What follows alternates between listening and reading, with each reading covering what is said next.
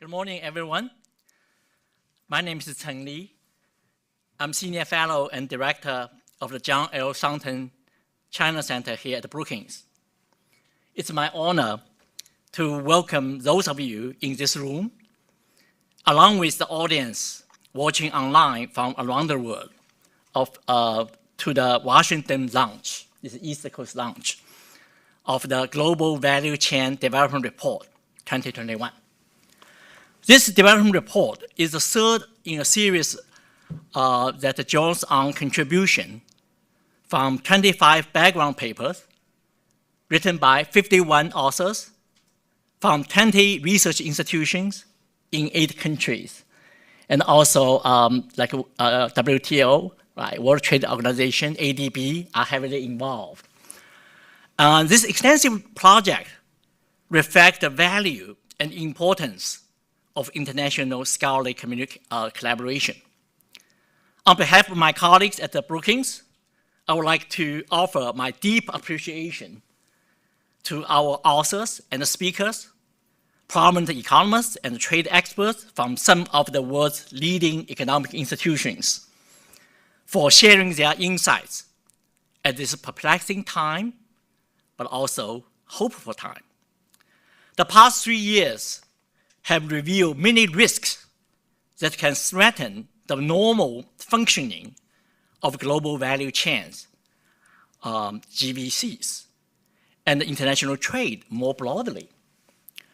The challenges posed to GVCs include compounding global financial instability, inward-oriented geopolitical issues, the COVID-19 pandemic, and the mobility restrictions, fair share of the gains from trade, and also some negative impact on micro, small, and medium-sized enterprises around the world.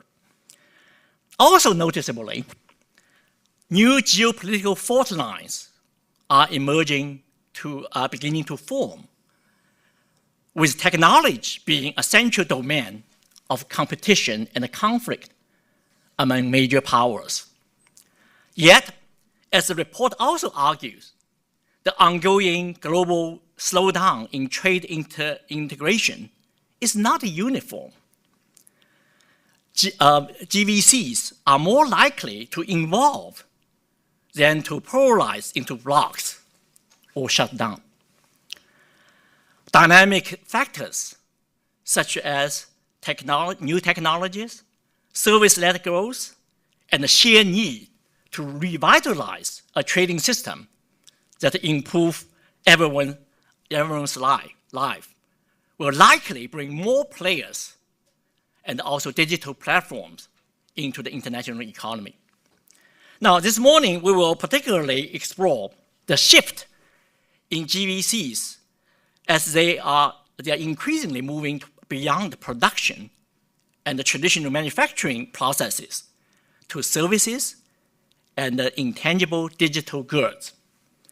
Our event today will feature 2 panels. The first panel will focus on the role of the multinational companies, intellectual property, and the services, and moderated by one of the report authors, Elizabeth Gentle, distinguished economist at the ADB. The second panel on supply chain resilience will be moderated by my colleague and dear friend, David Dollar, Brookings Senior Fellow at the Brookings China Center. And he really was the force and the leader behind today's event. So now I would like to hand off the program to our first panel, Elizabeth and the other distinguished colleagues. The floor is yours. Thank you so much, sir. Thank you for having us. And of course, thank you, David, in particular, for being the driving force behind this event. We are very grateful. Without further ado, I would like to welcome all of you here in person and also those who are following us online. The first thing I would like to do is introduce the panelists and also the company, the distinguished company on this journey of producing this report. First and foremost, Professor Yuxing Xing, who is Overseas Dean of the University of International Business and Economics, in Beijing, China. And then to the left of Yuqing, we have Ms. Catherine Lundquist, who is Economic Policy Officer at the World Trade Organization. And finally, to the left of Catherine, we have Joseph Mariasingham, who is Senior Statistician at the Asian Development Bank and also a personal friend of mine. So this... Yuqing, in addition to being one of the editors of the report, is also the lead author of Chapter 2.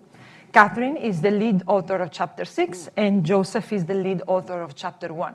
This means that my questions, my first warm-up question, will try to dig a little deeper into some of the key messages that the report contains. So let's begin with you, Yuqing. And it comes without saying that the first thing I would like you to discuss is beyond production. What does it mean? Okay, very happy to be here. Thank you, David, for organizing this very excellent launch event. Actually, this is the second in-person launch event since the report was published in November 2021. We did the first one a few days ago at UC San Diego. I'd like to pay attention to the beyond the production. Now I think many people talk about supply chain or global value chain, but we think all those kind of talk mainly focus on the manufacturing process or production task.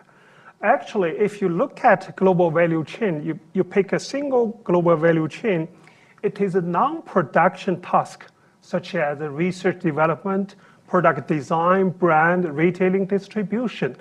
They play much more important role in organizing global value chain as well as creating more value added. Therefore, we would like to bring all the people who are interested in either supply chain or global value chain pay more attention to the task and the firm which conducted the task beyond the production. So that's why we use this theme. So today, we talk about so-called supply chain diversification or supply chain reconfiguration. The question is, who will decide the future trajectory of supply chain or global value chain? It is the firms which specialize in the task that beyond the production. For example, it is Apple, not Apple's contractor decide where the production would be located. It is Nike which decide who would be the Nike's contractor. In addition, we think there are many non-production or non-economic factors which have been driving the diversification of supply chain or global value chain nowadays. Like in Chapter 5, we mentioned the risk, geopolitical risk, environmental risk, and the unfolding COVID-19. Those are the factors actually behind the so-called reconfiguration or diversification of supply chain. Because, think about in the last 3 to 4 decades, the global supply chain or global value chain had been performing very well. On the one hand, China had been the center of manufacture, assembly, or production. On the other hand, the US had been the center of the demand side, right? So this kind of structure had been performing very well, benefit both developed and developing country. Why suddenly we talk about resilience, we talk about the diversification, we talk about moving away from China, simply because those risks we emphasize in Chapter 5. So in addition, in our report, we mention specifically that the global value chain not only exists in manufacturing sector. Whenever people talk about a supply chain or global value chain, they simply think about manufacturing industry. But in Chapter 4, we mentioned that clearly, the service sector can be a standalone value chain, and they can also provide new opportunity for developing country to catch up to achieve their industrialization. Therefore, we select the theme beyond the production. Thank you, Yuqing. You really gave us an overview of all the aspects of the report that fit within the beyond production theme.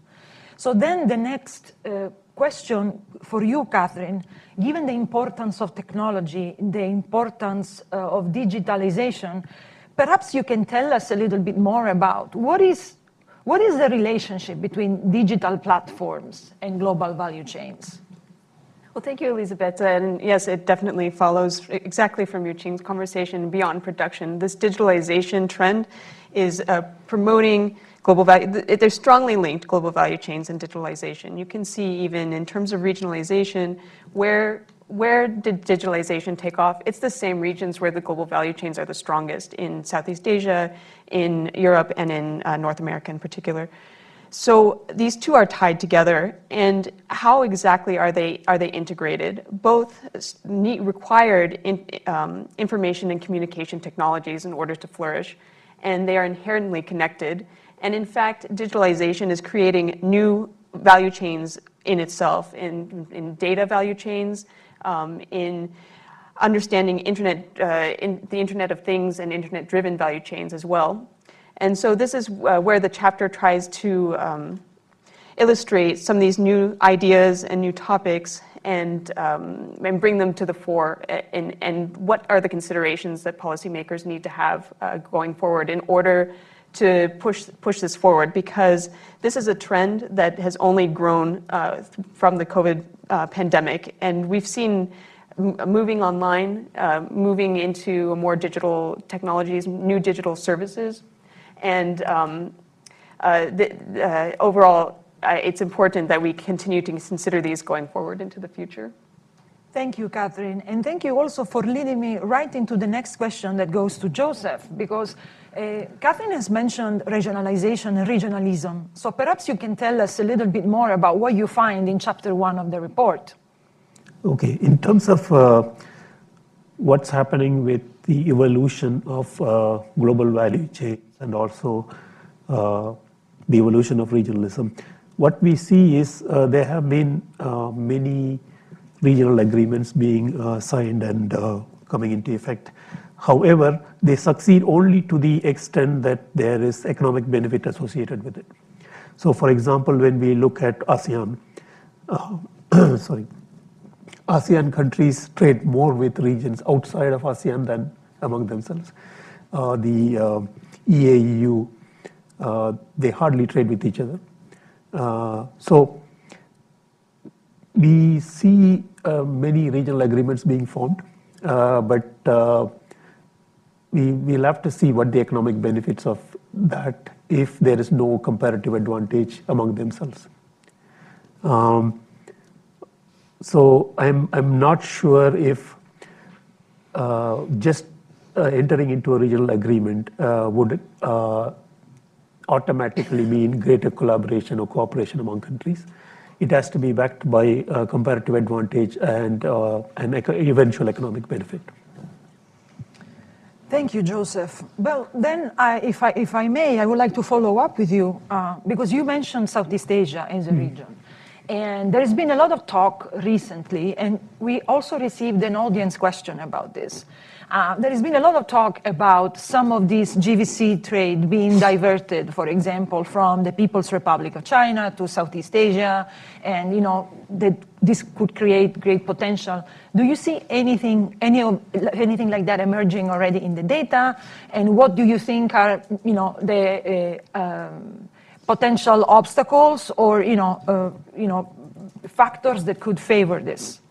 In fact, the movement away from China, so to speak, started way before the trade conflict, 2018 trade conflict, largely because of the economics of it. So the factor costs in China, like the labor capital, they have started to increase to the point that even Chinese companies started to look for places where they can lower the costs. For example, Vietnam, the countries that have the right infrastructure to absorb the movement. Right? So that includes Vietnam for electronics, Cambodia for textiles, and so on. In fact, an interesting trend is some of these garment assembly companies find even Cambodia more expensive than they have started moving to African countries. So this is economics at play, and businesses will try to the most of the comparative advantages in specific locations, right? But after the 2018 when in 2018 the trade conflict started to surface, the movement has hastened a bit, but not too much, because even then, even after that, China is the largest trading partner for US, and China is the largest trading partner for most countries, right? However, the current situation is something that could change the dynamics, because, for example, in 2018, even though there were tariffs and US imposed tariffs on a lot of goods, they did not impose any tariff on the semiconductors. But now they have effectively banned the export of semiconductor technology to China. So the dynamics have changed now. And what could make things worse could be the brewing geopolitics. If not for that, basically the evolution of GVC will be dictated by comparative advantages, evolution of technology, and competition.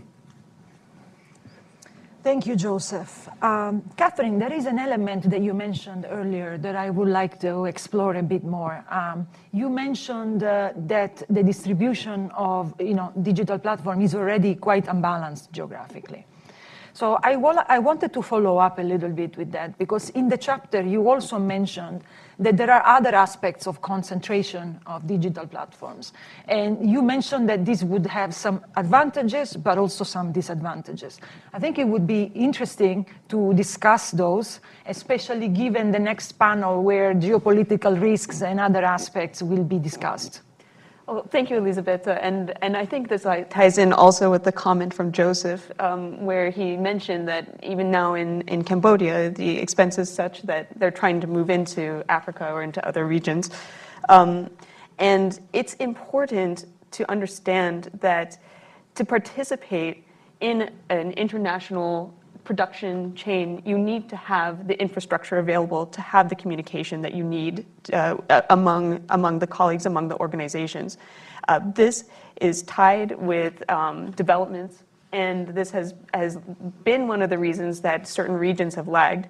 And I think that there's a growing recognition of this, and the fact that as we move forward, the cost structures change. Other regions have developed in such a way that we can't continue producing in the same locations, or it's now worthwhile, maybe is another way of saying it, to explore other locations. So it's obviously we live in one world, and we have to move forward incorporating everyone. And there's an inclusivity aspect of Chapter 6. We've seen that digital technologies can break down barriers, and I think it's important, once the baseline of infrastructure is developed, to understand that you can go out and explore other areas. And I can only see this as a trend going forward of looking into those regions that have been left out in the past. Thank you, Catherine. Eugene, I would like you to explore what I think is another one of the very, very important messages coming from this report, which is on the importance of trading intangible assets. And there is an element that you emphasize in particular. It's about how inadequate are the current trade statistics in capturing these flows. Would you care to discuss a bit further? Definitely. I think that is a very important contribution of this report. So in Chapter 2, we focus on a new type of trade in the services of intangible asset, as well as the protection of intellectual property. Let me start with a simple example. When Chinese company like Lenovo installed the Windows operating system in all its Lenovo phones, so Lenovo should pay like roughly $5 for each computer to Microsoft as a license fee. Then this kind of a payment is recorded as US export in service to China. Let's think about Apple, how Apple operates. Apple has its own independent operating system for all Apple computers. But Apple does not license its operating system to any company. So how does Apple make money from its operating system? It simply sells its computer to the global consumer, then it makes money. But this process, the way Apple makes money from its operating system is not recorded as US export to China because customers, officers cannot collect the information about how much value that is Apple's operating system is embedded. So this is very significant new export in the service of intangible assets, which has been conducted by we call factorless manufacture. Because more and more multinational companies, in particular American companies like Apple, Nike, Qualcomm, AMD, they have adopted this global value chain strategy. By doing so, they outsource all the manufacturing tasks to foreign contractors.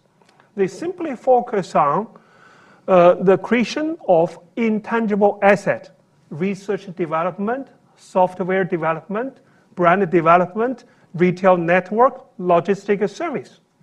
So how those companies benefit from globalization? How do they earn income from their intangible asset?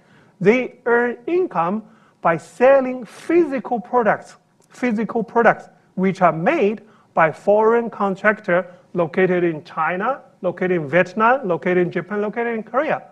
So current trade statistics have no ability to track this kind of very intensive trade activity. So there's significant portion of trade activity generated by what we call factorless manufacturers in the age of a global value chain. So this is very important. So in this report, we show that why it's important. Because the US export, the actual export, have been underestimated. So that's one of the reasons which caused significant imbalance between China and the US. Actually, we provide a simple estimation. The 4 American factorless manufacturers, Apple, Nike, Qualcomm, and AMD, they earn roughly $27 billion in 2018. That number is roughly about 50% of reported US export in service to China in the same year. In other words, if we include the income earned by those 4 companies for their intangible asset in China, the US export to China in service would increase 50%. This just 4 companies. When we presented in UC San Diego, some commentators said, well, if you simply, focus on China-US trade imbalance, that may not be so meaningful. But we use this as an example to show how important this is. Why? Because at the age of global value chain, how we should evaluate the importance of globalization and how we evaluate the benefits of globalization to industrialize the country. I'm not talking about developing country because everyone knows developing country, have benefit from job, from income. Then there are a lot of complaints that is industrialized country have been losing jobs, right? They have seen this kind of shrinking manufacturing base. But more and more industrialized countries have specialized in the creation of intangible assets. But their benefit from globalization, from international trade, cannot be measured. So that is very important that how we should define export or international trade at the age of globalization. How we evaluate the benefit of industrialized country. So last not the least, when we talk about intellectual property right, we always emphasize innovation. Why we have to protect intellectual property right? Because we have to stimulate innovation. Otherwise, nobody would like to do innovation. I think one important message from this report is that protecting intellectual property is not just about innovation. Actually, it's about protecting the income of industrialized country. Because when more and more industrialized countries, they specialize in the creation of intangible assets. That's where they earn their income. That's where they got their employment. Therefore, this is another aspect of why we have to protect intellectual property rights. Thank you, Eugene. I am ready to fire up another round of questions, but I was wondering if we could take some questions from the audience to end. I would invite all panelists to contribute. I would not want to be deciding who answers what, so we can all contribute to the discussion. Any questions from the floor? Can we also take, I also have some questions here that were submitted before the event, so we can also go to some of those, but please feel free to give us the questions. I think you have to come to the mic, right? Oh, there is a mic in the room. Excellent. All right. Anyone? We left them speechless. This is what right. So I'm going to go ahead with a couple of questions that were sent in advance, but please feel free at any point to ask for the mic, and we will be happy to hear your questions. So one question that is very open-ended, and I would like to hear from all three of you what you think, is what is the future of global value chains in a multipolar, divided world? So I'm thinking that there are different ways to attack this question. One is from the point of view of digital technologies, one is from the point of view of trade flows, and one is from the point of view of intangible assets, of course. When I look at you, it's always about them. But so please, Joseph, Catherine, and Eugene, let us hear your thoughts on the future of global value chains in a multipolar, divided world. Okay, the world has always been multipolar and divided.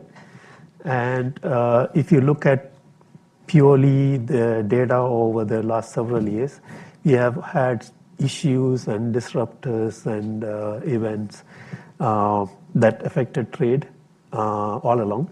Yet global trade and global value chains, globalized production processes have thrived, not only thrived, but also expanded and reinvented, and in fact, assumed different proportions over time. Right? So each time we thought the globalized system is going to collapse, there was a resurgence. So I believe the future is bright, going purely by what has happened in the past. I think that digital technologies will also support exactly what Joseph was saying. Using them, it's possible to go beyond borders, beyond production, and if you are looking, and as will be discussed in the next panel, in terms of security, if you are looking to diversify and to find other suppliers, like these are the technologies that will help you get there. They're able to bring people together. They're able to facilitate transactions that were not possible before. So I think perhaps it's always been divided. There will always be conflict, and it's really what are the tools available to help you diversify and try to hedge against these challenges. And digital technologies are one of them. Okay, I would like to see that global value chain in the future will not be simply driven by profit maximization and economic efficiency. As we mentioned in Chapter 5, there's a geopolitical tension, natural disaster, COVID-19 pandemic will change the trajectory of a global value chain. Specifically, I'd like to mention, how the U.S.-China trade war, this unfolding trade war, has been affecting the China-centered global value chain. I mentioned China-centered does not mean Chinese firms are leading global value chain. But if you look at the involvement of Chinese company from the scope and their scale, clearly China has been the center of global manufacturing value chain. Well, as all of you know, U.S. has been imposing 25% tariff on about 250 billion Chinese goods, and another 187 billion Chinese goods are subject to 7 to 15 tariff. This is an additional tariff. We know many multinational companies, they outsource from China, they allocate production and assembly tasks to China. Simply they try to save money, lower the cost. But 25% tariff will wipe out all the benefit of those kind of arrangement. This is number one. Number two, think about this. We talk about a global value chain. What does that mean? Basically means, company from different location, they jointly finish a product like an iPhone. That's the case I always like to use. Many parts needed by the iPhone produced in Taiwan, in Korea, in Germany, in Japan. Those parts are shifted to China. Then Chinese worker puts them together. I know now iPhones are not subject to 25% tariff, but iPods are subject to 15% tariff. So when all the foreign-made parts shift to China, then Chinese worker puts them together, then send to US. So US customer officer tax, the products assembled or made in China on the gross value. So that's also very important when we think about how damaging or detrimental the US tariff. In economics, we have a concept called real effective protection rate. So if we measured in terms of China's value added, the 25% tariff could be as high as 100% in terms of the iPhone XI study. Therefore, many multinational companies, they use China as either, assembling site or production base. Then they want to sell their, China assembled products or made products to the US market. Definitely, they have to move their supply chain or production base out of China because the cost is too high. So definitely we'll face this kind of geopolitical divided. This is one of the reasons. In addition, as a consequence of this US-China trade war, we have so-called decoupling. So decoupling is not just a kind of hypothesis or talk that happening. So as more and more Chinese companies are listed in the US entity list, that basically means they can no longer source American technology. In chapter 3, we mentioned there is a new growth path for the firm from developing countries, including China. We call the nonlinear upgrading path. That basically means developing countries, they don't have to go through this, step-by-step technology ladders, because that is very difficult. It will require learning by doing huge amount of investment and human capital. So developing countries firm can also source foreign technology, like Chinese mobile phone company. Now, among the top 5 mobile phone brands, 3 are Chinese. So how Chinese mobile phone can suddenly become so competitive in the international market? Because they use the most advanced foreign technology. They use Google, Android platform. They use a chip produced by Qualcomm. But now Huawei used to be the second largest mobile phone maker in the world. Now Huawei is gone. Why? Because the economic sanction. Then what happened? I don't want to discuss about more reason, but I just want to tell you the reality. The reality is Chinese company should think about homegrown technology. Then they have to develop their own technology. Then we see this kind of decoupling, right? We see this kind of decoupling. Before that is a cooperation. Another factor is COVID-19. This is like, now I think I feel very happy in the US. Yes, because, I came from Japan. So in Japan on the street, most people still wearing masks. But in the US, I don't see many people wearing masks. Now I don't see anyone. So I feel completely relaxed. And I think our life finally returned to normal. But, I mentioned so-called the Center of Global Manufacturing Assembly, China, has been imposed very strict zero COVID-19 policy. So this caused severe disruption to the operation of, global value chain. From the news, you can read many reports. Japanese company, their auto output fell more than 20% in April of this year because of lockdown in Shanghai. And Apple also said its revenue would fall because of lockdown in Shanghai. Then many multinational companies, they're thinking, well, we should shift our supply chain out of China. So that's why now there are popular so-called China plus one or China plus N. So the reason is simply because they don't want this kind of very strict COVID-19 policy, which caused severe disruption. Yeah. Thank you, Eugene. And you led us right into the next question, also submitted from the audience.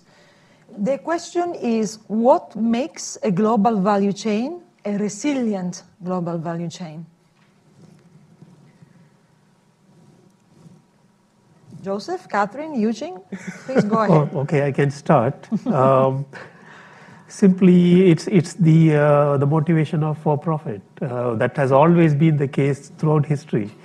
Anytime there was an event, incident, or you can go back to Crusades, Genghis Khan, and so on. Anytime there was a disruption in the trade routes and so on, traders found a different route, and they did so in spite of all the threats and all the hazards and all that. The reason is there was this motivation for profit. So I believe eventually the economics will dictate the resilience of the global value chain. I'm not sure that I can phrase it more eloquently than Joseph just did, but I will, of course, have to put in a plug for digital technology and the tools that it provides in order to assist that resilience of human being and the innovation that they have in order to surmount obstacles. And it's going to be there where we find the tools that are needed in order to continue forward. And I'm not sure that we can even imagine how they will change, but it's not that they will go away. Humans have shown that there's a willingness to connect, there's a desire to communicate, and our information communication technologies have made it possible. It's hard to prevent that from going across borders, and businesses will take advantage. Where the economics dictate, as Joseph said, there will be a desire to produce and supply those areas, and they will use these tools in order to do that. Okay, I'd like to say why suddenly we talk about the resilience, because suddenly we face a variety of disruption. In particular, I mentioned before China-US trade war, right? And now there is a Russian invasion of Ukraine.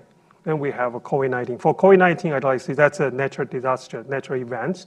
Then I think we have to be prepared. In particular, when we think about the public health, is part of national welfare. So it's obligation of all the governments. They should think about how to prepare for another pandemic.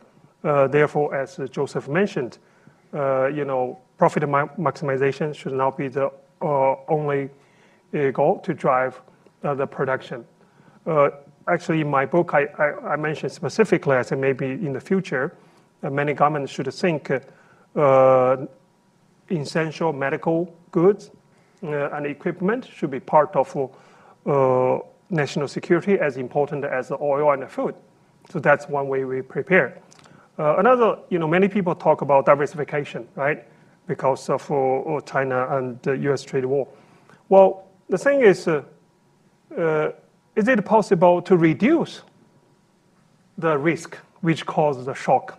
China and the US are still engaging the trade war. What are the objectives of this trade war from the US perspective? Is it possible for the two countries to sit together to solve the conflicts? Because now I'm in the US, I'd like to say a few words about this. So if we recall what happened since 2018, I think in the March 2018, the trade war started. China lowered its tariff 4 times, and China passed a new law, that is the foreign investment law, to address all the US concern about intellectual property. And China signed the US-China first trade treaty deal. So if you read the text, It's all China should do this, China should do that. So there is no what US should do, right? So that, yes, because you think if it's agreement between two countries, that should be the compromise from both sides. That basically means, China has, made a significant compromise. Like diplomacy basically means, communication, negotiation, compromise. Then if politicians or policymakers, they can work together to solve those kind of possible problems, which cause disruption to the global value chain, which still, are very efficient in terms of producing, output and increase global welfare. That's also the way to strengthen the resilience of global value chain. Thank you, Eugene. I would like to open up to the audience again. We would love to hear from you if you want to ask a question, but also simply make a comment. Please always feel free to there you go, we have one.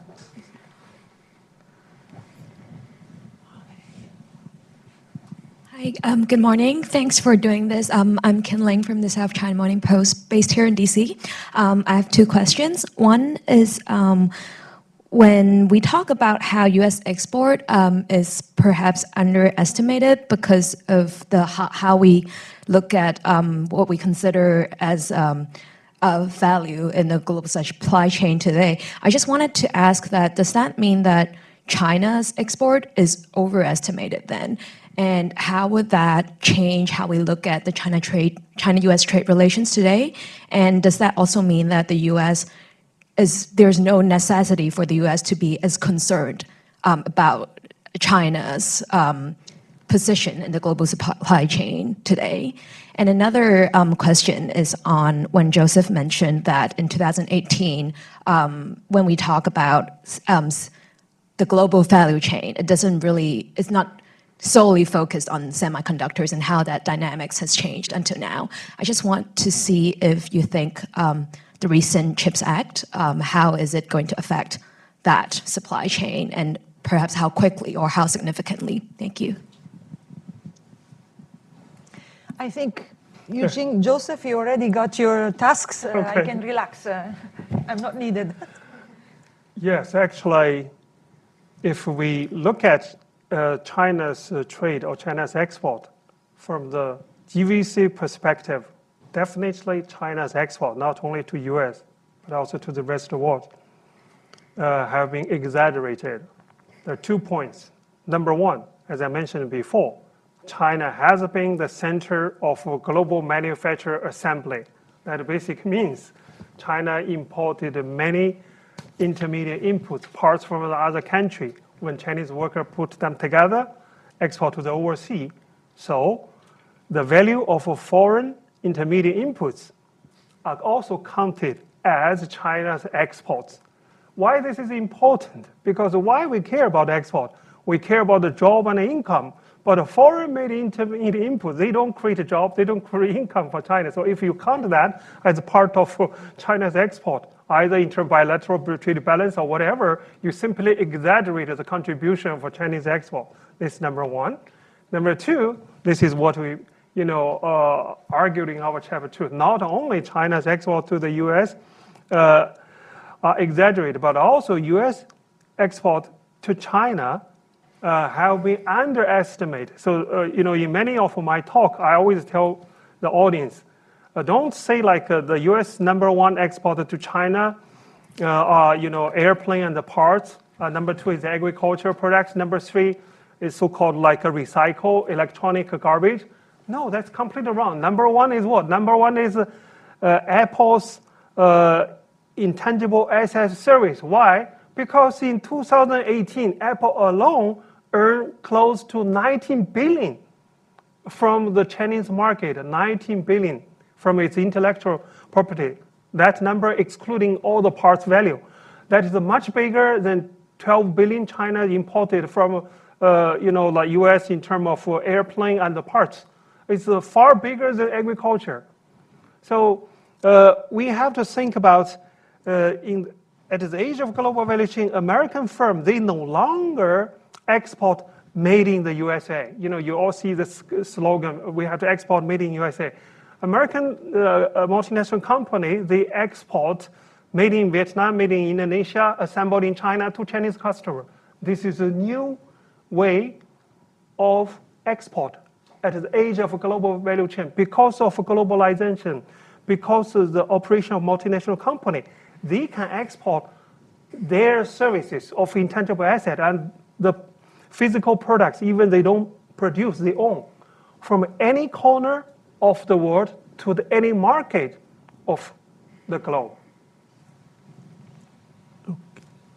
All right, to answer your question, so the chip manufacturing of chip is probably the most complex production process and involving very complicated technologies in the world. So it has two parts. One is the research, and the other one is the production itself, right? And in fact, it requires a lot of investment, both for research as well as production. So it is for so it requires about so when you look at the chip production as well as compare that with all the other industries, I believe more than 20% of revenue needs to be invested in R&D, and more than 25% of the revenue needs to be invested in capital. Right? Now, because of this, and then this runs into billions and billions of dollars. So a lot of the research currently takes place in the United States as well as Europe, because they are able to make that investment in R&D. And production takes place in Asia, principally. When you say production, it's like foundry, right?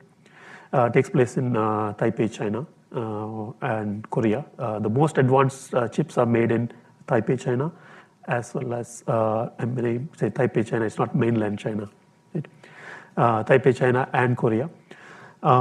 And simply because of the subsidies provided by the governments, and also relatively cheap labor, because when you compare to the labor with the same skills, it's about 80% cheaper in China as well as Korea. Now, it's very interesting, the CHIPS Act, the government was going to provide $52 billion in subsidies and assistance, right? In fact, the recent report by Boston Consulting Group, even before they announced the $52 billion, they recommended to the tune of $50 billion. I don't know whether it had any influence on government decision.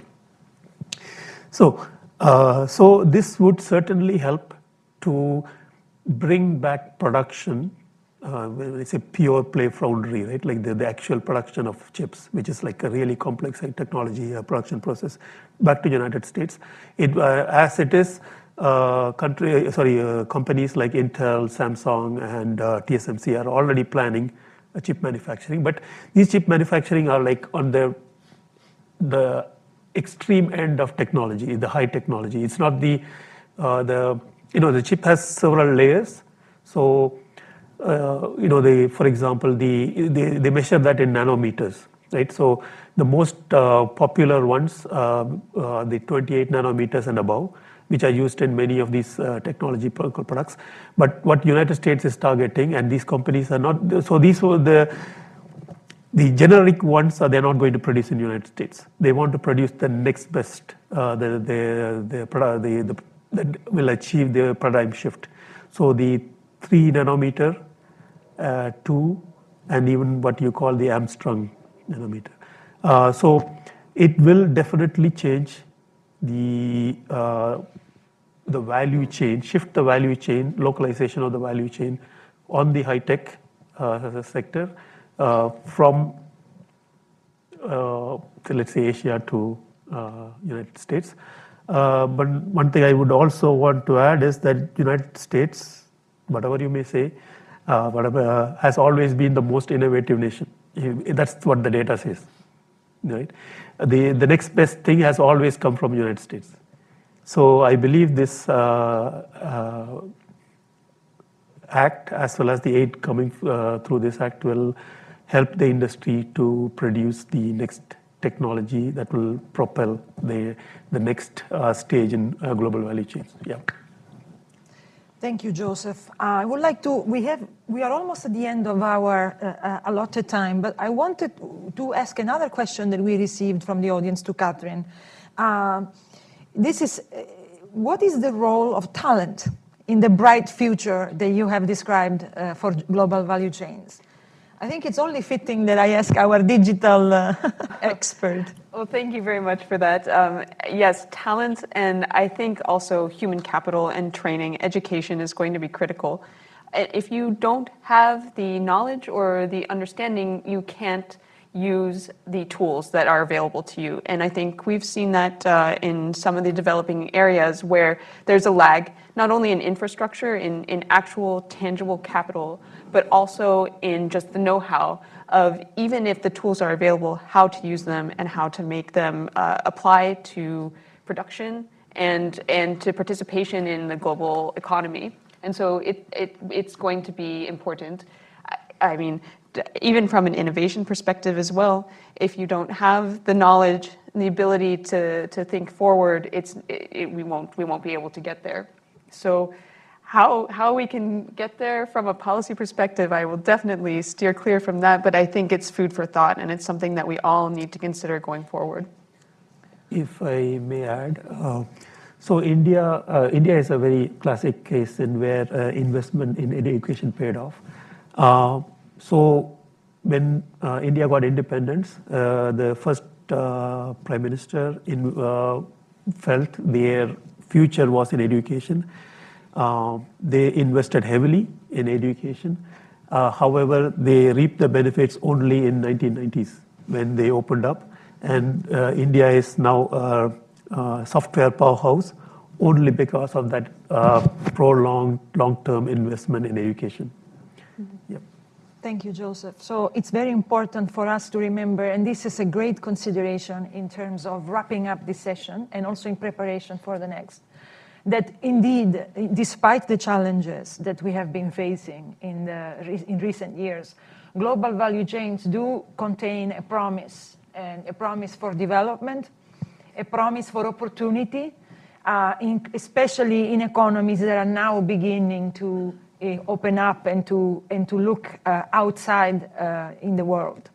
However, there is also the risk that if the right fundamentals are not put in place, that these developments could actually exclude people. They could exclude individuals that don't have the education that is required to benefit from these tools. They could exclude individuals who are geographically remote from the centers of activity. They could exclude countries that perhaps do not have that stable and secure business environment that allows global value chains to thrive. So it is then important to remember that in order to benefit from these opportunities, there is some homework that needs to be done. And as Joseph very rightfully emphasized, this is not something that can be done overnight, but it's the outcome of a long planning and execution. So with that, I think we can wrap up this session with a little bit of time to spare. And we are looking forward to the next session where we will continue this discussion. Thank you very much.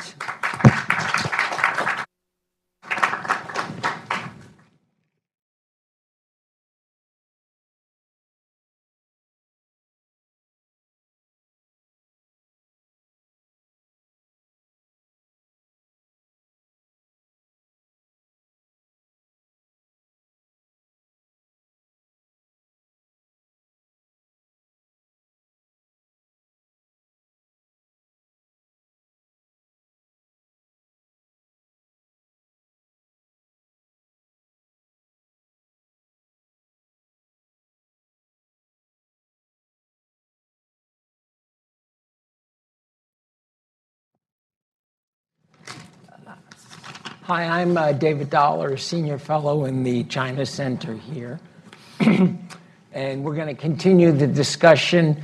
Not that much differentiation between the two panels, but we are going to focus a little bit more on supply chain resilience and some of the shocks that have hit the world.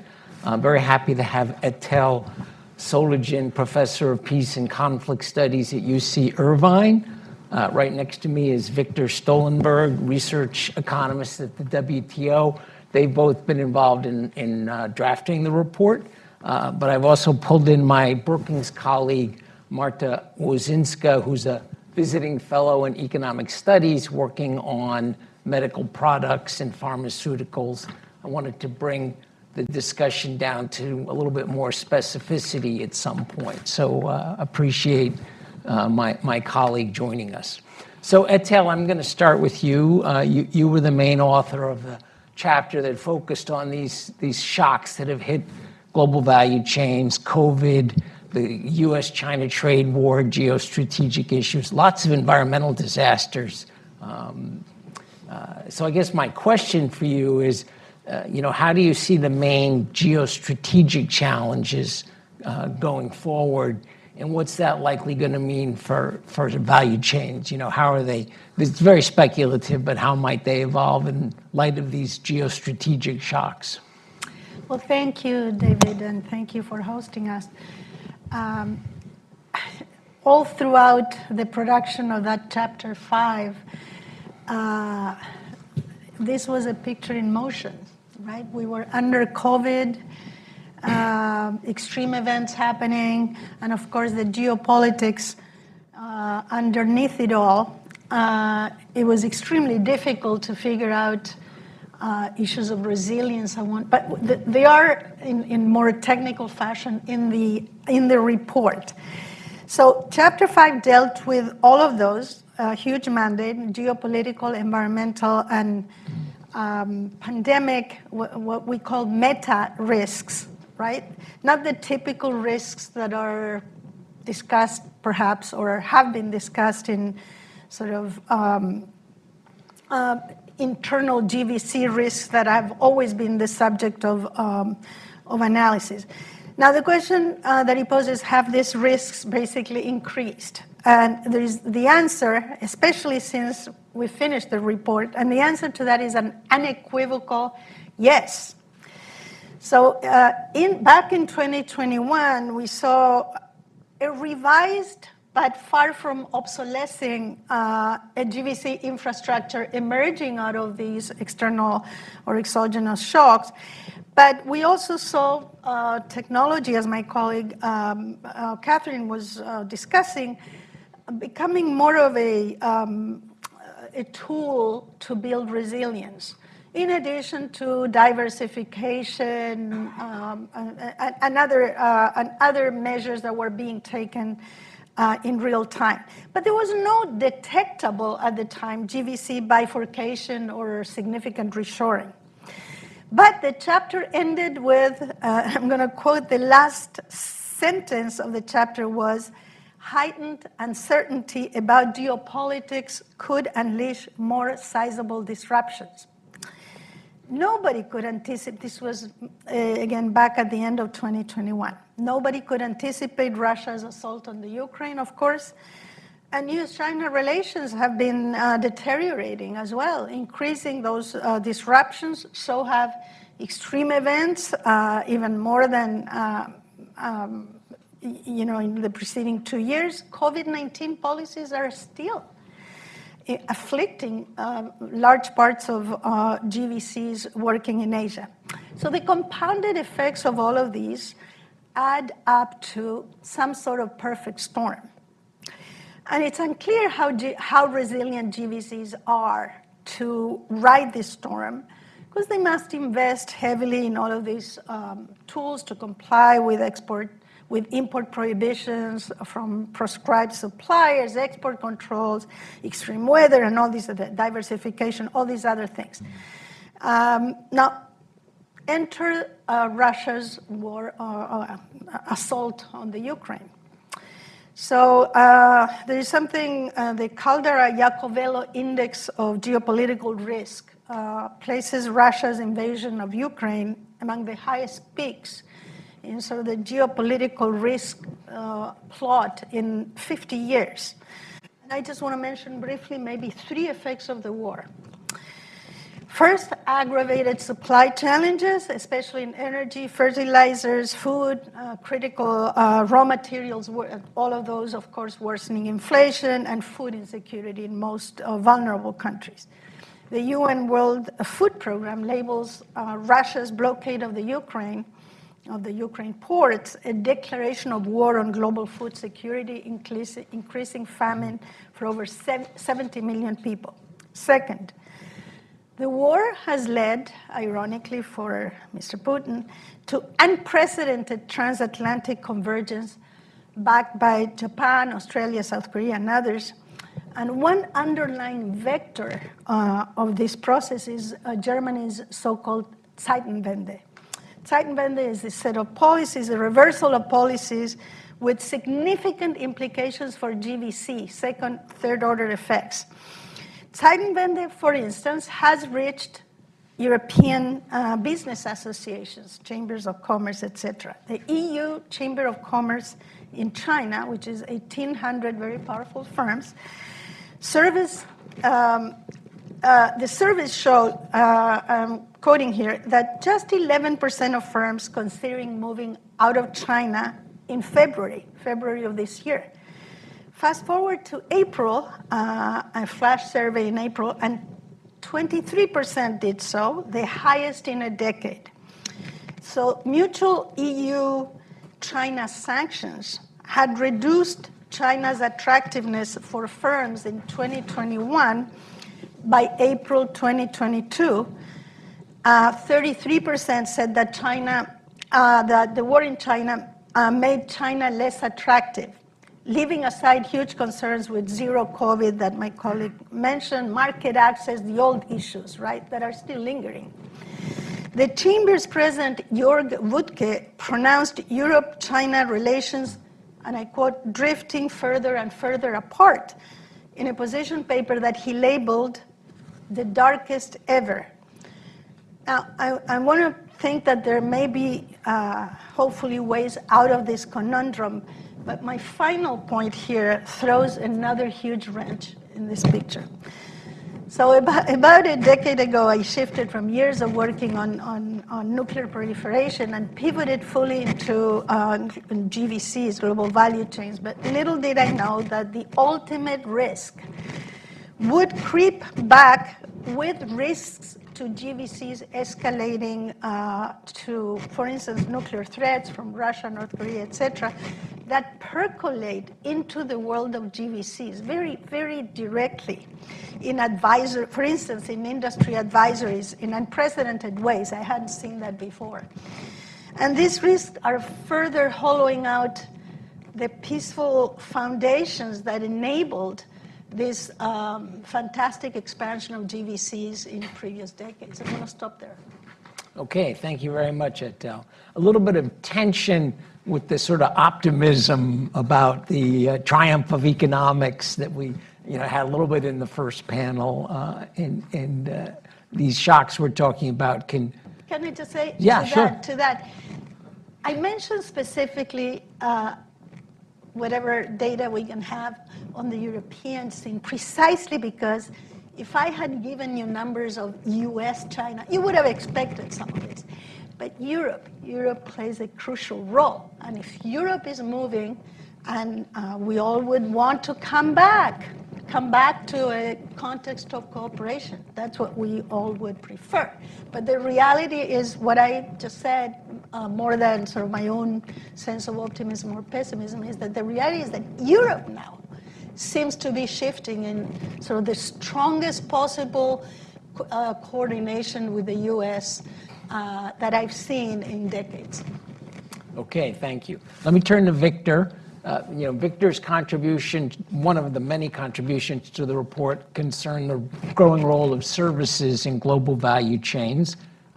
I think we tend to think of value chains as mostly affecting manufactured products, but as Yuqing explained in the report, we're trying to go beyond production, and one aspect of that is the growing role of services. So could you elaborate somewhat on that? Thank you, David. Yes, of course. I think it helps to maybe split the role of services in GVCs into two parts. The one is already quite well known. Services are very important for manufacturing. They transport the goods, the R&D, the distribution, the marketing, all of these things. And they have been analyzed a lot in previous reports that we did, also in reports by the World Bank and the OECD. What is somewhat new in this report is that we also analyze that services themselves are now fragmenting more and more and build their own value chains. Two of the case studies we look at is the software value chain in India, where the production of software is now split into pre-development phase, the development phase itself, post-development, and all of this is now more and more geographically dissipated. And I think that is crucial for the future of value chains, because that is now spreading to more and more services. The pandemic has shown that a lot of things that weren't possible to deliver from essentially spatially distributed are now feasible through work-from-home technology and so on. And if we think of management consulting services, financial services, legal services, even education services, we think that more and more these can be split up into different tasks. Some of these can be outsourced and build essentially their own independent value chains that have nothing to do with manufacturing. And an important factor there is that policy still is too centered on manufacturing, too much focused on how do we regulate manufacturing and too little on how do we regulate services. And this is something that optimally has to change to jump on these opportunities. Elisabetta has said earlier that GVCs always offer new opportunities the way they evolve. And right now, we see that business is evolving in this direction and policy is a little bit slow to follow. But that might very well be the future. Services that build their very own value chains. I just want to point out that our research project is a good example of a global value chain in the service sector, because we've got contributions from China, Japan, Manila, where the ADB is headquartered, Geneva, where the WTO, Southern California, here at Brookings, et cetera. And so we received a big shock, particularly from COVID, and yet we pretty much stuck to schedule and basically working over the internet and by exchanging drafts, et cetera. So just feel compelled to point that out. Marta, I wanted to bring you onto the panel to get some additional sector specificity. So let's talk about medical products. How are supply chains evolving? What is the myth versus reality? I mean, this is a kind of a hot political area, certainly in the United States, thinking about dependence on imported medical products, including pharmaceuticals. A lot of talk about reshoring back to the U.S. What's really happening? So thank you, David, for inviting me here. What I thought I would do is provide a perspective specifically for pharmaceuticals, not more broadly for medical products. And what's interesting is that supply chain resilience has been a topic in pharmaceutical space for well over a decade. Back in 2011, we had a really large number of drug shortages for medically necessary products. And I think it sort of shook up everyone involved, regulators and also industry and policymakers, in thinking about how could this be that these relatively straightforward drugs are in short supply. How could this be? So in that sense, the industry has had a decade to sort of grapple with it. And of course, at the core of it is, surprise, not surprise, economics. So there is let me first talk about sort of the major drivers have been actually surprisingly, and this kind of comes back to onshoring, manufacturing quality problems in US-based companies. And I think that's sort of a big misconception. And when we talk about reshoring, we tend to forget that fact. Another example is you might remember from the COVID pandemic, the company Emergent, which is here in Maryland. They ended up messing up a vaccine ingredients for J&J, and I think, I can't remember whether it was one other vaccine, and millions of batches had to be thrown away. So, and this was actually a facility that was supported by the federal government, funded by the federal government. They're a contractor for medical countermeasures. So I think the piece of manufacturing quality and kind of where this comes from, it sometimes gets forgotten. There have also been other reasons why we have experienced shortages, and I think the list sort of goes back to the lists that you have heard here as well. Environmental issues. So, for example, climate change. We had a major Hurricane Maria knocked out a number of manufacturing facilities in Puerto Rico and actually caused a shortage of saline, something as simple as saline. So these factors have played a role as well. There's been a lot of concern that active pharmaceutical ingredients, so not the sort of the key ingredient, the key element in the drug product, in addition to various inactive ingredients that sort of makes the finished dosage form, so there's been a concern that U.S. has a very large exposure, especially to China, when it comes to active pharmaceutical ingredients, APIs. And it gets a little tricky in answering this question because yes, it has some exposure and depends on the kinds of drugs that we're talking about. About 13% of manufacturing facilities making active pharmaceutical ingredients are in China, 18% are in India, 26% are in the EU, and 28% in the United States. This is for serving the US market. So there's definitely exposure. It varies by country. What actually even the FDA doesn't know is what is the volume coming from those facilities. So FDA can easily say, oh, in this application, this facility is actually in this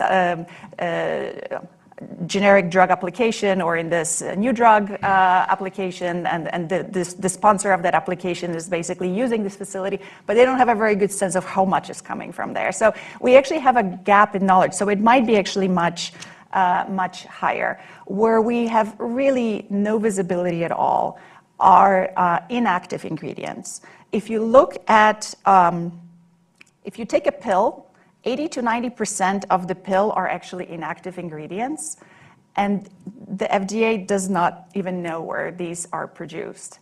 And here, and we don't really have a sense. And what I expect is that a lot of them are actually outside of the United States, and that's where we're sorting this. So how much exposure do we have? I don't know. Okay, well, I have a quick follow-up that might have been implicit in the last thing you said, but you know, in these policy discussions in Washington, you know, it's easy to throw out common sense generality. We should ensure supplies of essential medicines. Do we know what essential medicines are? I mean, is it realistic to identify essential medicines or essential medical products and really focus on those value chains? So I think, thank you for asking this question. I mean, and you bring up an important point that sort of hints at the fact that unlike chips or unlike batteries, where we sort of have, you know, the number of products there, I mean, clearly there's a number of very different batteries and different chips. But when you're talking about drugs, you're talking about thousands of drugs, right? And they are all manufactured very differently. They have very different ingredients. So just the sheer number of them kind of requires us to think about what is essential, right? If we're going to be trying to incentivize industry, again, it goes all back to economics. We have to sort of affect potentially either through push or pull incentives, how they make their economic decisions. You have to be thinking about how to prioritize. I would say the problem is that depending on who you ask, the list of what's essential is different, right? And there's a number of lists out there. Interestingly enough, we have actually, FDA did put together a list of essential products, medical products, because of they were asked to do this in 2020 or 19 through the previous administration.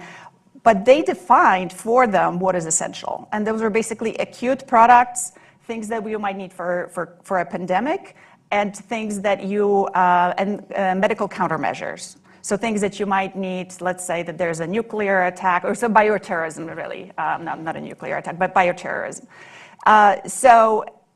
But how you define that, I mean, I would argue that, for example, excipients are nowhere on that list. And it is true that when you're taking a diuretic, there are a lot of substitutes. There are other diuretics, there are beta blockers, so a number of other cardiovascular drugs. And so in a sense, this would never end up on FDA's medical necessity. They would never designate it as a particular diuretic as medically necessary just because it has substitutes, right? And right now, this list doesn't really have products that have good substitutes. But if you look at an excipient, suddenly the picture looks very different. Probably the same excipient is in all the other diuretics and all the beta blockers, right? So I think there's more work that needs to be done in thinking about how we prioritize. And I don't feel we're there yet. David, if I can hop onto this. Yeah, I think please. That's a very, very problematic approach to the discussion more general, because it's difficult in medicine, but I think we're also trying to look at essential goods and services for supply chain resilience. But yeah, as Marta said, where do you draw the line? For a ping pong manufacturing employee, the ping pong table might be an essential product for his income security, you know. Depending on how you approach this, you can make the argument for almost any good there is in the world. And that makes it open to lobbying, to influence that in the end makes you lose your goal, your target. So I think trying to argue from an essential goods perspective is not the right way to approach the supply chain resilience discussion. We've got some good questions that had been submitted in advance. I think this one, Etel, I'll start with you, and if the others want to supplement, that's fine, but I think this one is a good question for you. So there were actually two interrelated questions. So they were specifically phrased at, is democracy a challenge to reshaping GVCs? And then I think that's closely related to the question, what are the future of GVCs in a divided world? Well, two huge questions, right? In the report, we actually pretty much stayed away. This chapter 5, although it has a geopolitical dimension, it was sort of quite technical. How do these three meta risks what are the mechanisms through which they affect GVCs? Very technically, in what ways? We have tables and all that. So we clearly stayed away from issues like democracy. And so it takes me out of what we had in the report. And the question specifically wants me to address how democracies affect GVCs.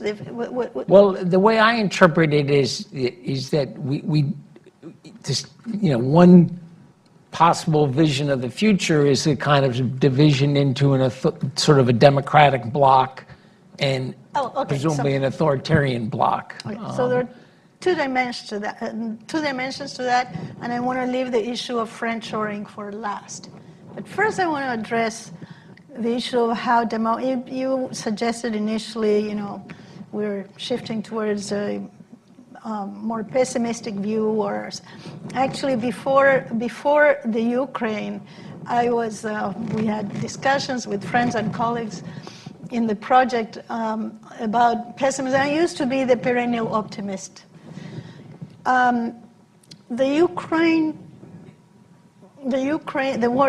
Putin's assault on the Ukraine has changed dramatically a lot of this for the simple reasons that, one might have expected the world of value chains, meaning states involved in underwriting, because this is not just market forces, Okay, this is not just market forces. States underwrite one policy or another. If it's a more sort of inward-looking, populist kind of terrain, they're bound to underwrite a different kind of world for GVCs. With the Ukraine, one might have expected if GVCs were a priority to preserve, then most states that derive benefits from GVCs would have reacted in a certain way to this attack on the Ukraine. But that didn't happen.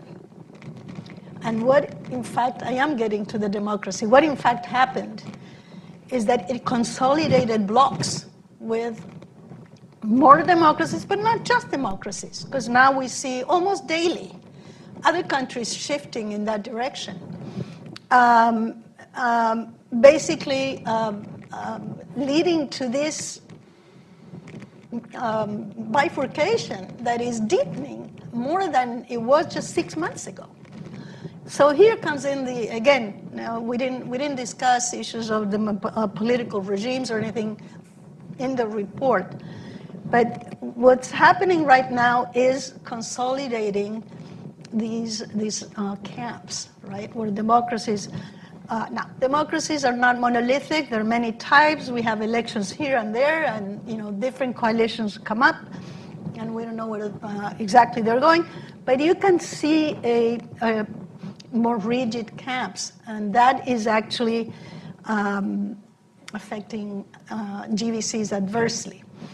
Now, as a result of that, more than before, because this friendshoring term, right, again, has emerged far more forceful since Russia. Russia's assault on the Ukraine. We didn't have a lot of friendshoring policy floating around. We had some. So now there is this idea in the business community that, yes, the costs of diversification and adjustments are high, but maybe the costs of not doing it are higher. What was the second question? It was just kind of a sort of extension of, what would be the future of GVCs, excuse me, in a divided world. Well, I mean, is it realistic? Is it realistic for companies to have one set of supply chains, say, to serve the China market, and a separate set to supply the United States or potentially Europe? I guess personally, I'm very skeptical about this. Yes. But I can see where skepticism. I'm really just depicting descriptively what I see happening, and I'm certainly not projecting that this is the most efficient path of history. We could have had a different path, but I think really the events of the Ukraine were very defining in sort of, pulling apart these forces. I am not saying that we cannot tame this process. We can, but it's in the political will of everybody to come together on an array of issues. The environment, for instance, that could facilitate dialogue in other domains, including GVCs, trade wars, etc. That I don't see happening yet. Especially the discussion on nuclear weapons should have brought together a strong reaction to dampen that source of risk. But it's not happening yet. Marta or Victor, would you like to weigh in on this? Maybe just briefly to talk about friendshoring. So friendshoring very much came up in the context of COVID-19 in pharmaceuticals when there was this realization that we have this incredible demand spike.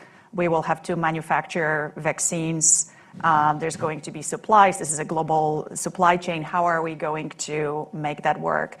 And I think the issue of friendshoring was coming up there. There were sort of an interesting kind of an anecdote that made folks really nervous is actually around hydrochloroquine. You might remember that drug.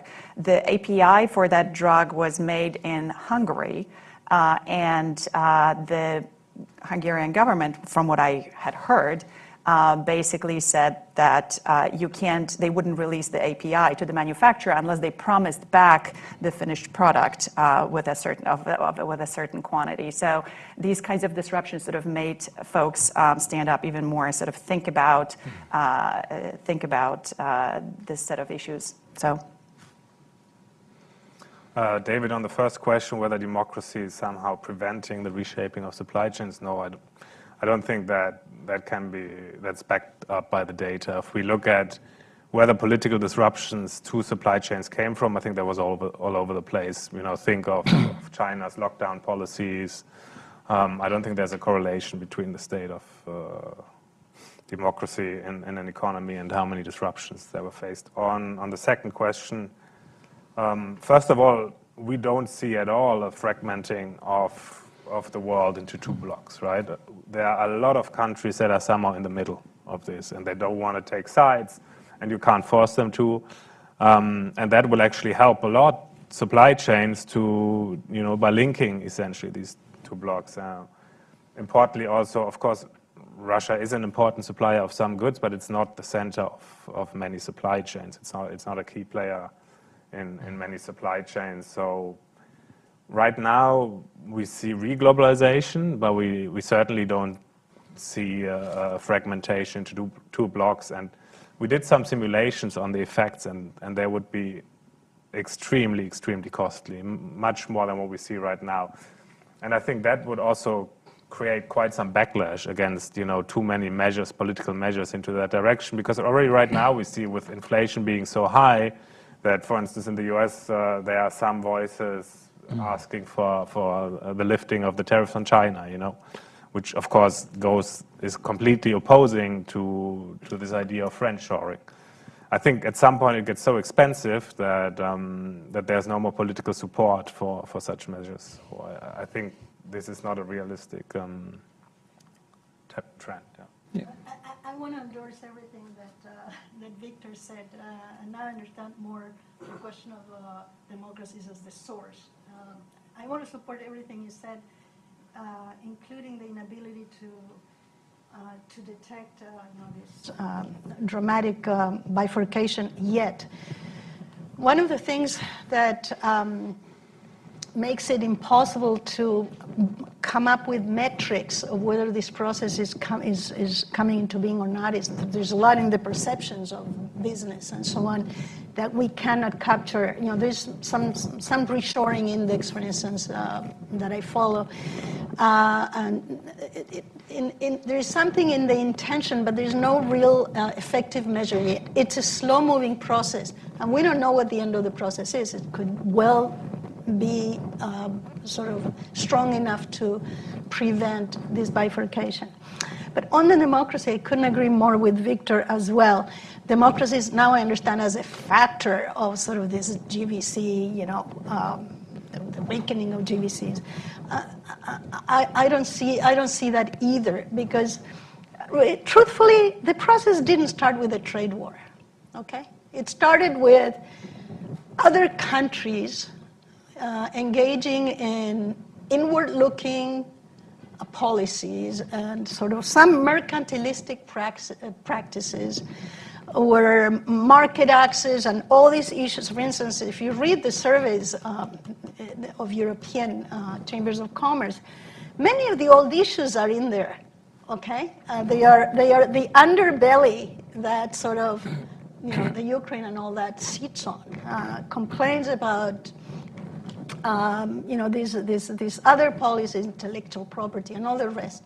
So democracies being the origin, I frankly don't see that. Obviously, there's populism everywhere, and populism straddles democracies and non-democracies. If you really want a culprit, it's hyper-nationalism everywhere. Actually, if I could just add to Yeah. this, the anecdote that I provided, frankly, I can imagine any other country doing it in a pandemic, right?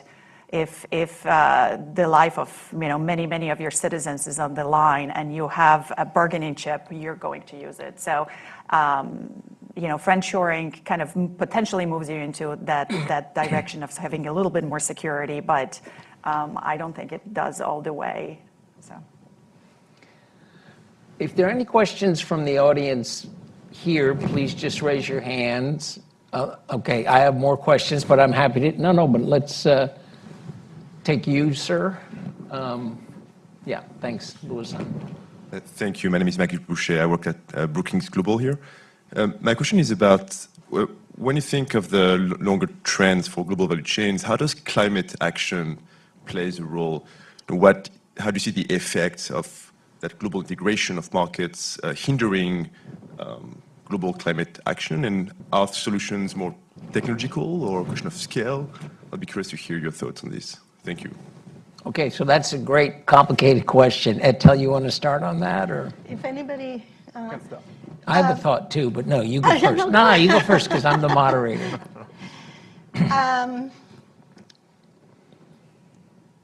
These extreme events are really penetrating the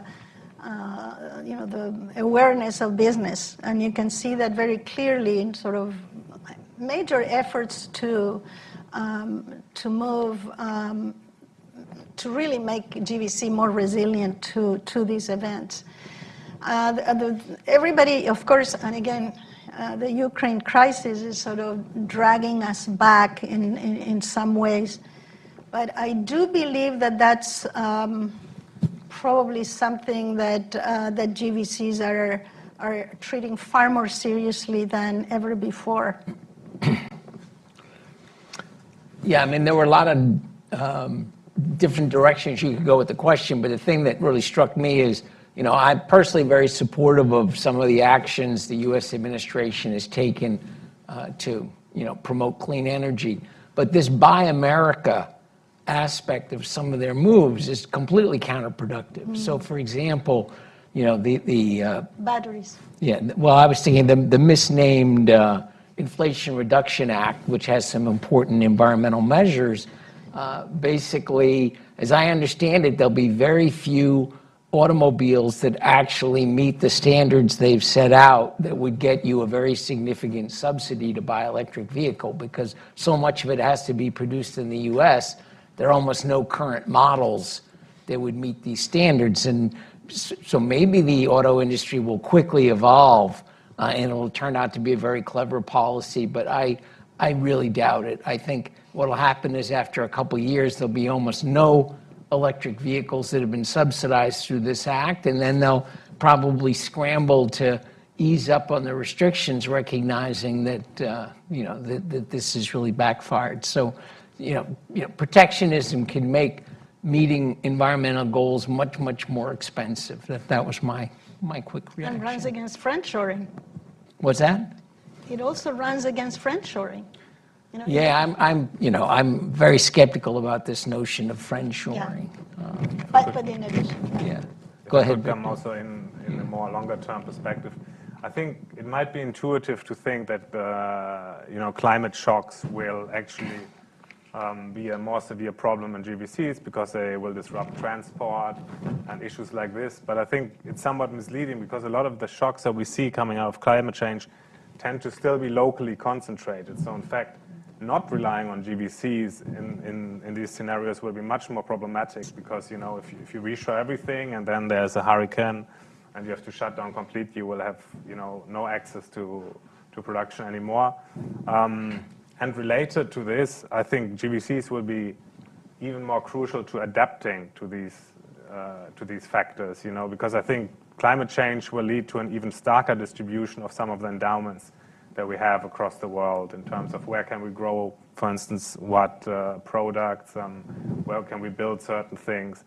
And we know from the basic trade textbooks that, strong distribution or spatial distribution of endowments leads to starker gains from trade. And that's why I think we have to double down on GVCs and trade even if climate change will cause more disruption to transport it. I think in general, climate change will cause more disruptions. Doesn't matter whether production is local or international. That's just something we will have to deal with more. But I think trade can be a solution here rather than an obstacle. Yeah, actually, a two-finger maybe. That was exactly the distillation of our chapter on environmental risks, that sometimes people define resilience as sort of moving away from trade solutions, and that's exactly the opposite. If you want to be resilient, you want to have substitution elsewhere in the world. And keeping it locally will perhaps undermine your resilience. So, again, much agreement with. Yeah, so maybe I'll add a little bit of a pharmaceutical perspective here. When you think about prioritizing supply chains for either push or pull incentives, such as from a policy side, on the one hand, one has to be thinking, and I spoke about this, about from the demand side, what is really important, right? But also, what is the risk that that these supply chains are at? And clearly, some of the geopolitical considerations can play into it, but very much environmental issues do as well. We have a significant pharmaceutical manufacturing footprint in Puerto Rico because of tax incentives, past tax incentives that were given. A number of the facilities that produce things like saline and other things sort of that have large quantity of water in them actually are located close to rivers for obvious reasons, right? But that means that they're at an increased risk. And so I think as we think about which supply chains to prioritize for either, be it onshoring or just any other sorts of financial incentives to sort of strengthen the supply chains, I think that's actually one of the important elements to be considering. And I don't believe it's really something that's on the forefront at all. If anything, maybe some of the geopolitical considerations, but I haven't really seen much said or about those considerations for supply chains for pharmaceuticals. Right, and on the environment, one maybe last thing. This is an arena, this is global commons. This would have been a favored arena for cooperation. What does it mean I'm dropping out of cooperation on the environment? What good does it do to either your country or the international community? This is an area where you could have abstained from intruding or introducing the geopolitical tensions.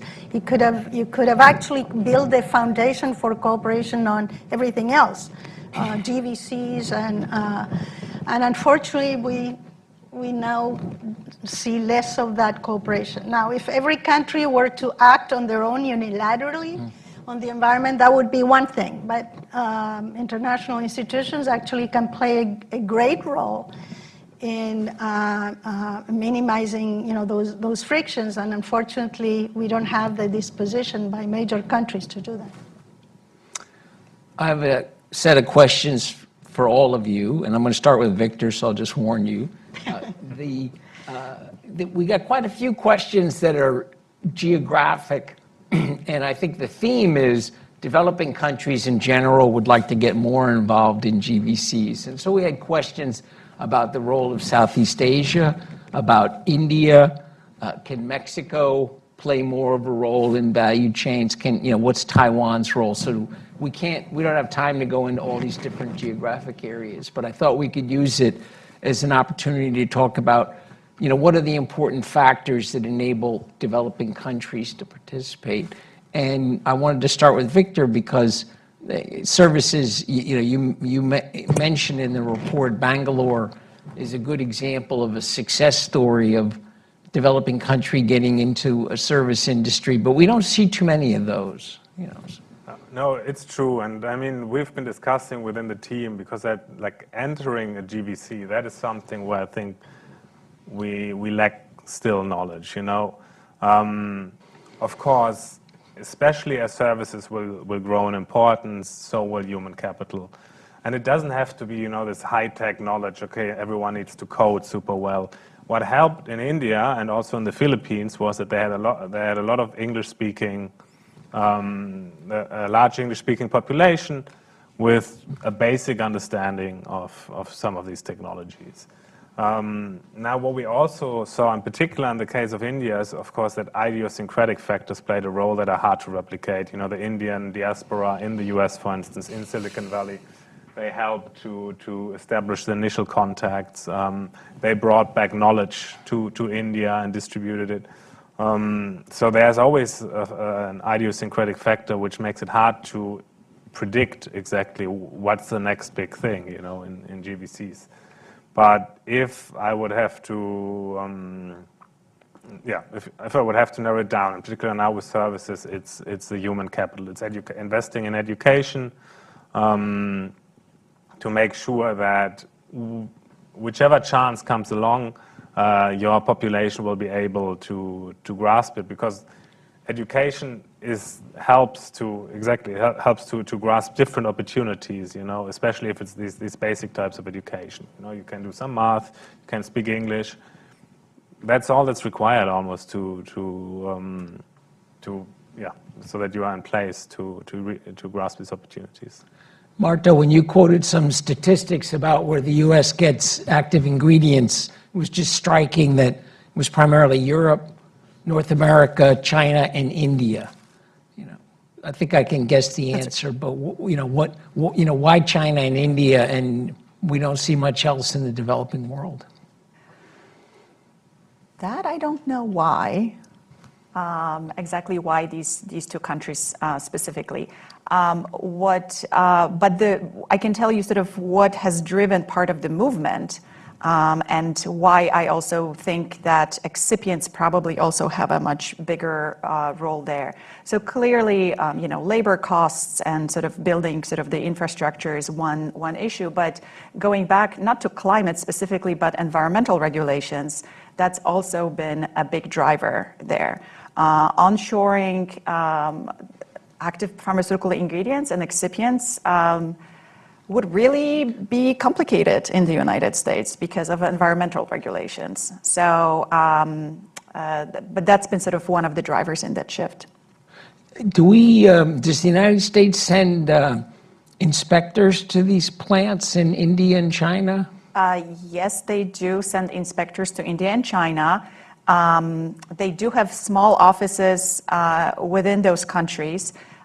If an inspector is sent from the United States to India and China or anywhere else in the world, the government actually gets notified. And what has frequently happened is that then the facility gets notified, and you can read, there's a number of books and reports and whistleblower effects that then what ended up happening is that there was this rush to like clean up the facility, burn documents, change the documentation, so you see these things. So that's been a bit of a problem, yes. All right. Itel, do you want to weigh in on this one or move on to the next one? Maybe briefly, because of these transitions that we're going through, there is a lot of talk of, for instance, leaning more on a Latin American supply chain and so on. Mexico, of course, we've been hearing since COVID and all that could well serve as a nearshoring, solution. The numbers don't bear that out, and that's perhaps because of the receptivity, let's say, of Mexico to become sort of a Vietnam in the continent. That hasn't happened yet. There's Costa Rica and all that. There's potential.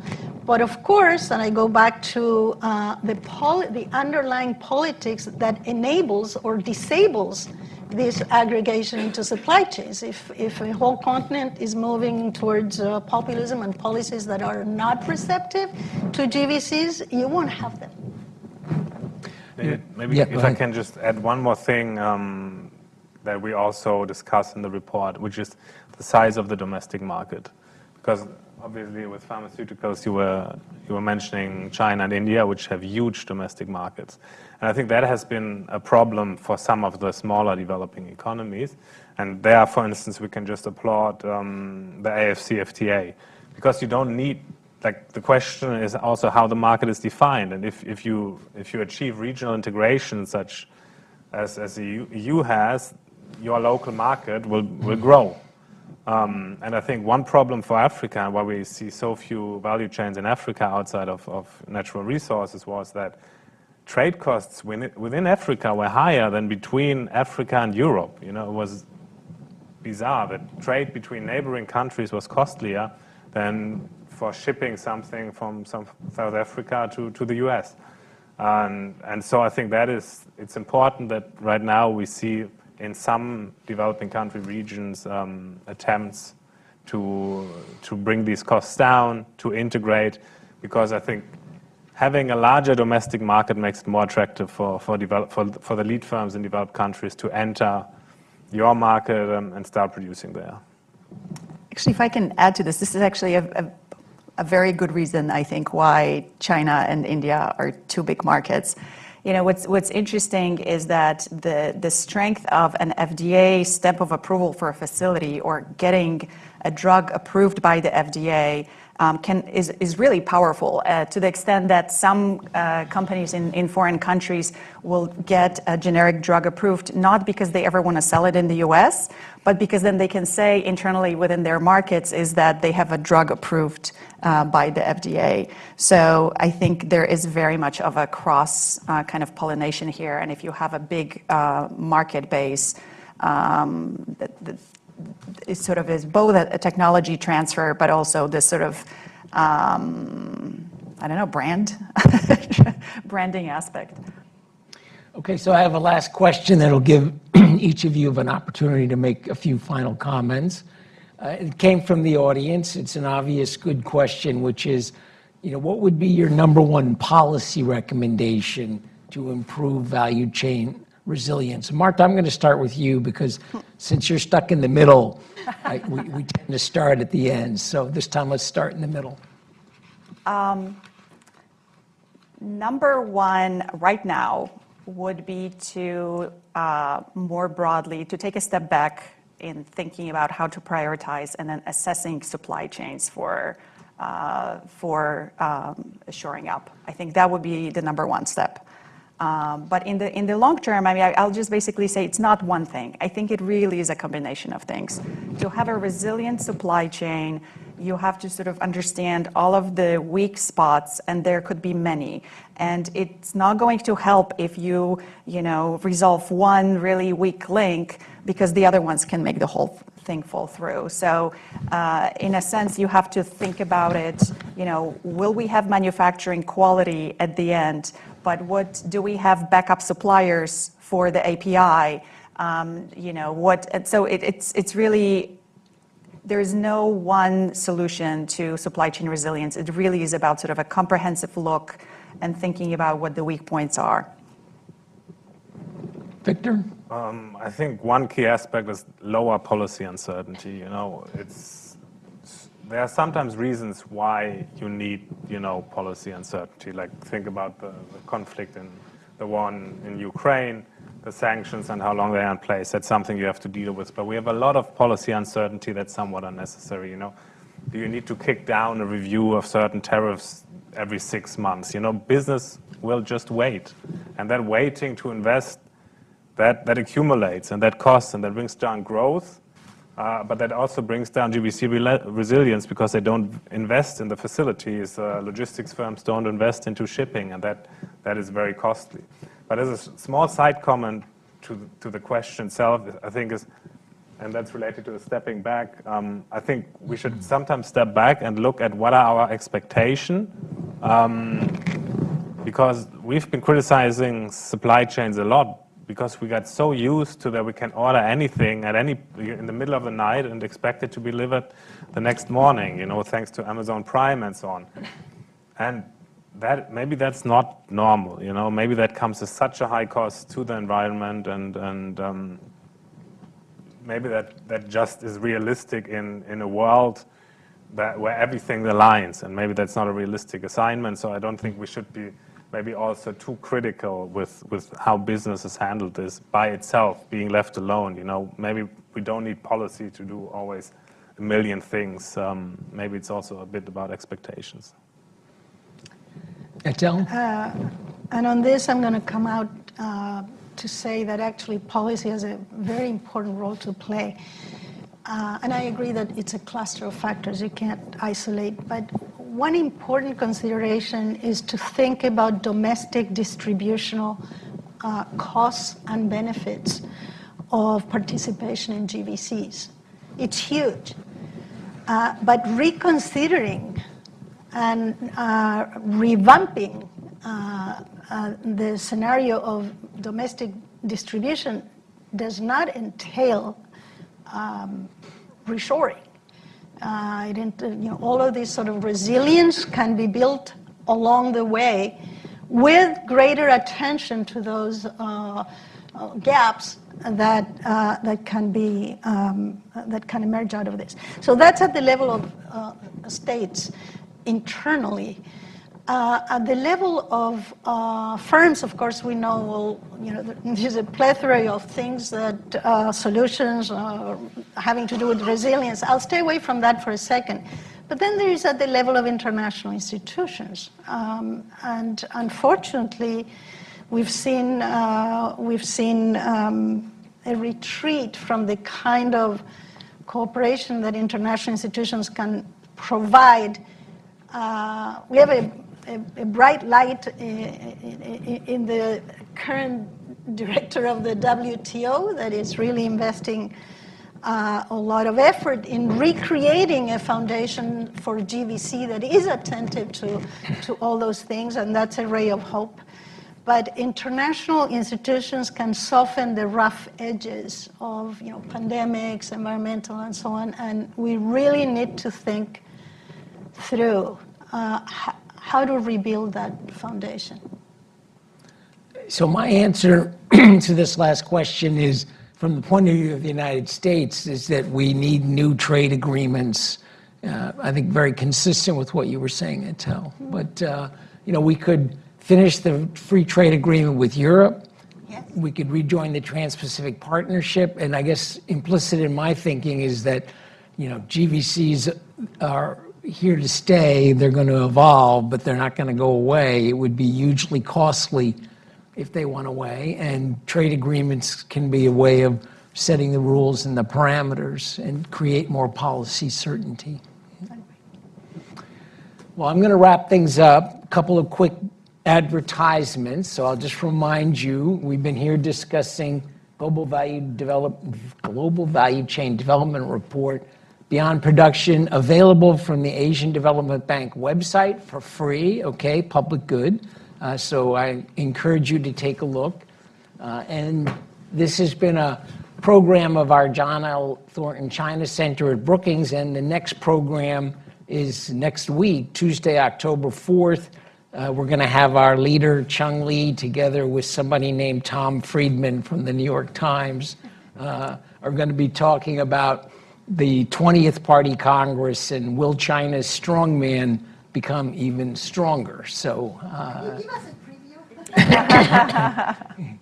yeah. So, welcome you to join in person or online, and let's give this group a nice round of applause.